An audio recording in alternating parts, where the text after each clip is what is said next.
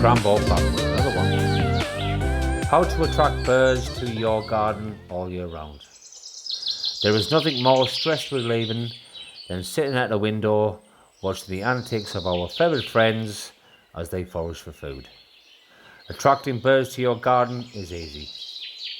During the first lockdown and also in this second lockdown, seeing the birds come to my garden has helped me through some tough times.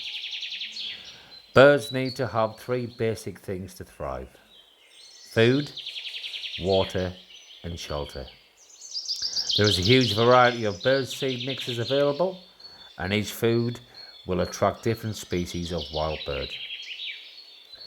What feeder you choose to use will determine your species of birds you attract to your garden too. I normally use hanging feeders, as I can hang them in a tree that is well sheltered in my garden.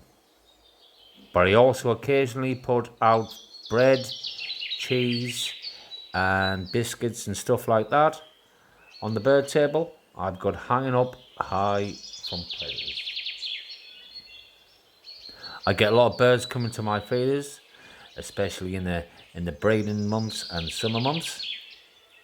This year I did see a whole family of blue tits feeding on mealworms.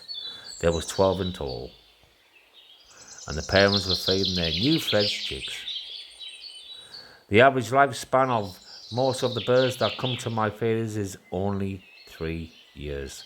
So bringing the chicks to the feeders will let them remember where a good food source will be during the winter months when their parents are gone. Also in the winter months, food is scarce. Helping our feathered friends out makes them get through the harsh times of winter.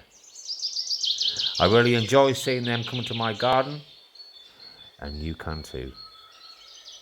Everything I use in the feeders I will show you in the description below. Thanks for watching. Like and subscribe, turn on notifications, and I'll see you in the next one.